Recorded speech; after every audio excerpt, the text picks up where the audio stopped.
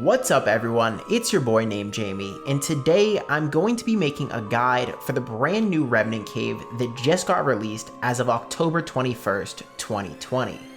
Now, as some of you may know, these changes were prompted by the scandal going on with the Revenant caves and gold farmers over the last year or so, and because this cave is so different from the old one, I thought I'd make a guide so players still looking to kill Revenants knew how to do it efficiently.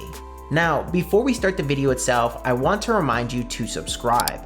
Only 5% of my viewers end up subscribing, and subscribing really does help me and the channel, so if you enjoy the content, make sure to head down below and hit the subscribe button. While you're down there, make sure to join the Discord in the description. We are growing out a strong community of Oldschool Runescape members, and we do weekly cash giveaways in there as well, so if you're interested in having access to all my content on release, making some friends, becoming a part of a community, and having a direct line to me personally, make sure to join the Discord down below. Now, to start this guide off, let's first talk about what is required to kill Revenants.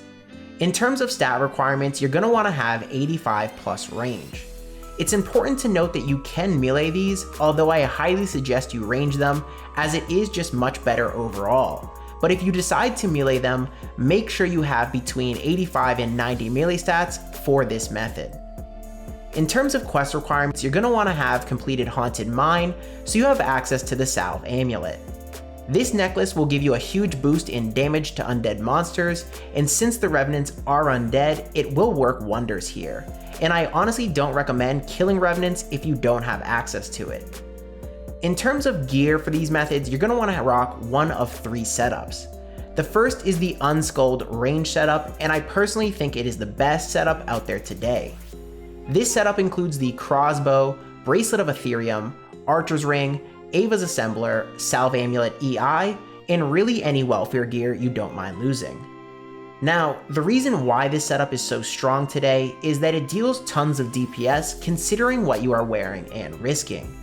And considering that Revenants can now do damage to you even when you wear the Revenant bracelet, how much damage you can deal out is critical because it will allow you to elongate your trips because you will not be consuming as much food, which will ultimately mean more kills per hour and thus more loot.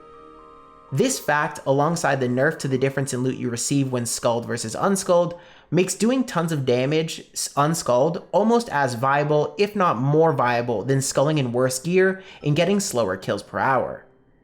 Now, even after all that, if you're interested in killing Revenants while Skulled for a better chance at those relics, I suggest going with your typical Rune Crossbow setup.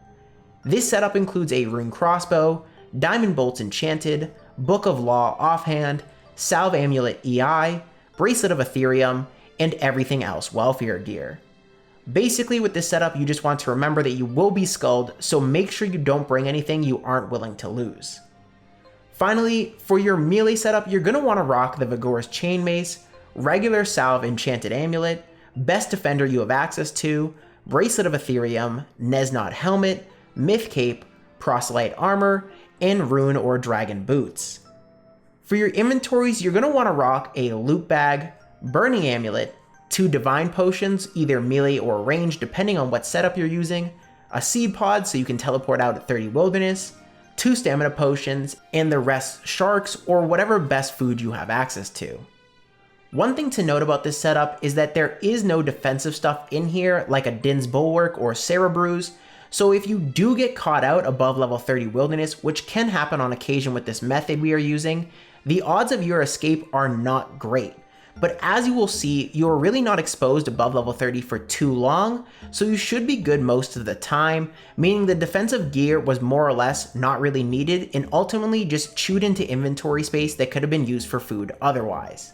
So with that understanding, let's go over how you will be killing Revenants in this new cave system. On screen now, you will see the new cave system as well as the new Revenant locations.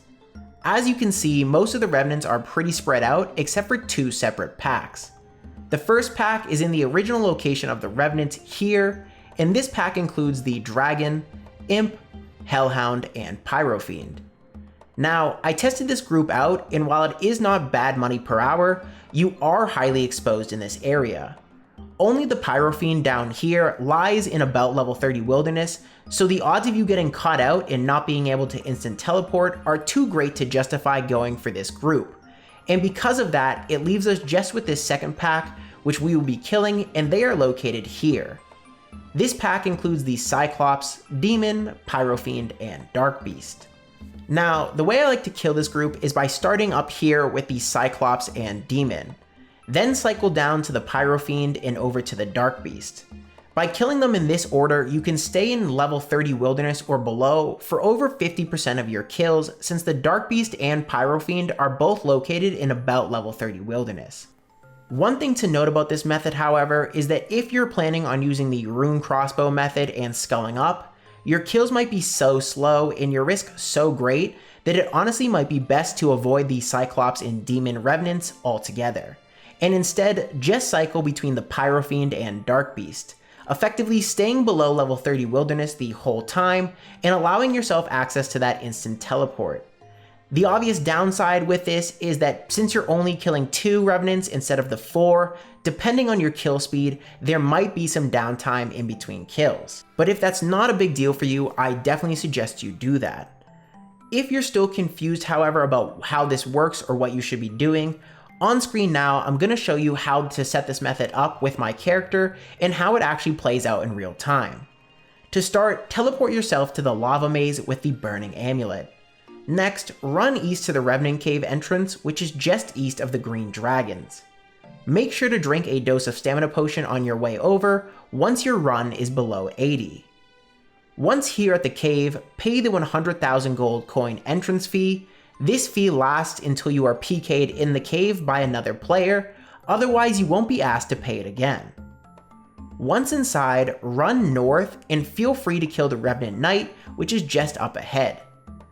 After he is dead or you skip over him, continue a little more north to this agility shortcut here and hop over it. This shortcut requires 75 agility, but if you don't have it, simply run north around this loop, which will bring you to the other side of the shortcut anyways. Once on the other side, you should see the Cyclops and Demon Revenants. Go ahead and start killing the Cyclops and Demon Revenants, and while you're doing this, start moving yourself down towards 30 wilderness. The reason you want to do this is because it moves you closer to your next target, which is the Pyrofiend, and because it will move you closer to level 30 wilderness, so you can tele out if you do get unfortunate and get caught out by a PKer. Once both Revenants are dead, head south through this little tunnel here and you should find the Pyrofiend on the other side.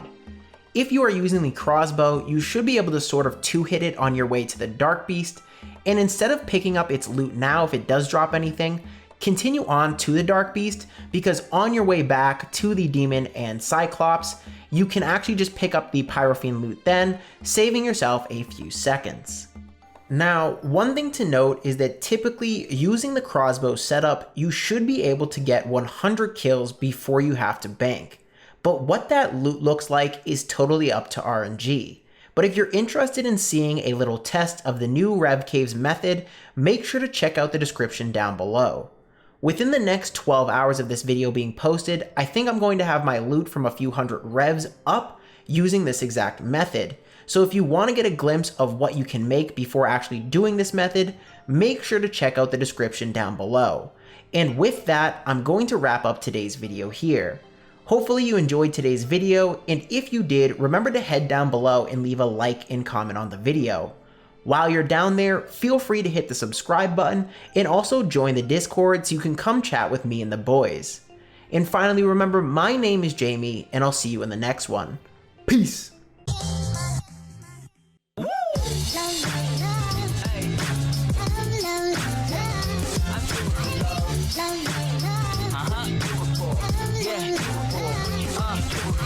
I do it for the